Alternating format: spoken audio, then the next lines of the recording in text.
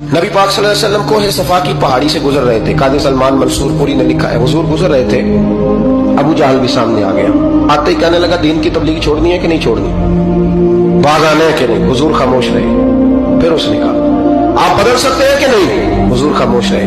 6 बार कहा, 4 बार कहा, फिर माज़अल्लाह सुम्मा माज़अल्लाह।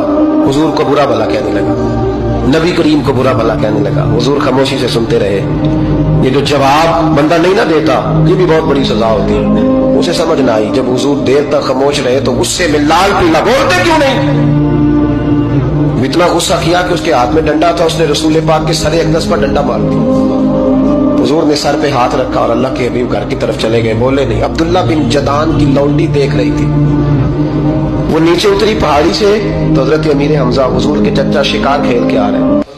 वो खातून सामने जाके खड़ी हो गई, कहने लगी, अमीर हमजा, मोहम्मद इब्ने अब्दुल्ला सल्लल्लाहु अलैहि वसल्लम को अबू जहल इसलिए मारता है कि उनका वालिद कोई नहीं, कोई पूछेगा नहीं, बरादरी सारी मुखालिफ हो गई इसलिए मारता है। तू बड़ा दलेर है, शिकार खेलता है, भतीजे का नहीं पता।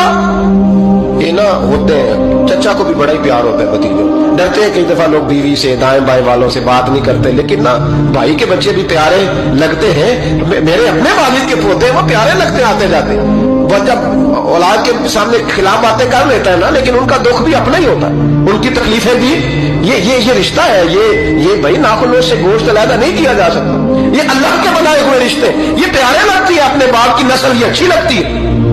उस दर्द के साथ, ज़ौक़ के साथ हजरत अमीर हमजा ने शिकार वहीं फेंका, डंडा उठाया और इस जज्बे से उठाया कि दरख्त पे हाथ डाला, यूं करके डंडा तोड़ा। अबू जाल बैठा था में काबा में, पूछने लगे, कहाँ है वो? बैठा है लोगों के बीच। जाके पहले बुरा भला का, फिर जोर से डंडा मारा। तेरी जुर्रत कैसे हुई मेरे भतीजे को हाथ लगा के? ताकत कैसे हुई तूने मेरे भतीजे को मारा? तू जुर्रत करना मैं देखता हूं, तू कैसे आग के बाद हरकत करता है। उसे पता था कि हजरत अमीर हमजा कितने दलेर है, और दलेर भी है और इस वक्त पूरे जज्बे में भी है। उसने जुर्रत नहीं की हिलने की भी, चुप रहा। हजरत अमीर हमजा रज़ी अल्लाह ताला अन्हु सैयदा खदीजतुल कुबरा के घर आए। अम्मा जी हुजूर को पट्टी कर रही थी इतनी देर।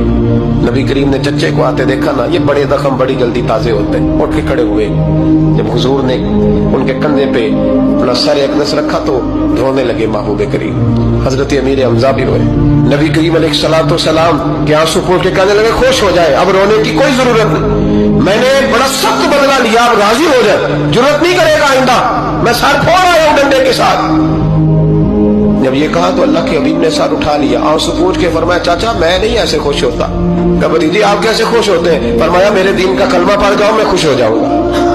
दीन में आओ, गुलामी करो, दीन की ड्यूटी करो, मुसलमान बनो, नमाजी बनो, नेक बनो, सुन्नत शरीयत की पाबंदी करो, मैं इससे राजी होता हूँ। हजरत अमीर हमजा क्या जज्बा था उस वक्त, क्या शौक था। कहने लगे, कलमे से राजी होते हो? कहा पढ़ाओ कलमा, मैं कलमा पढ़ने को भी तैयार हूँ। सल्लल्लाहु ताला अलैहि वसल्लम कलमा पढ़ लिया हजरत अमीर हमजा।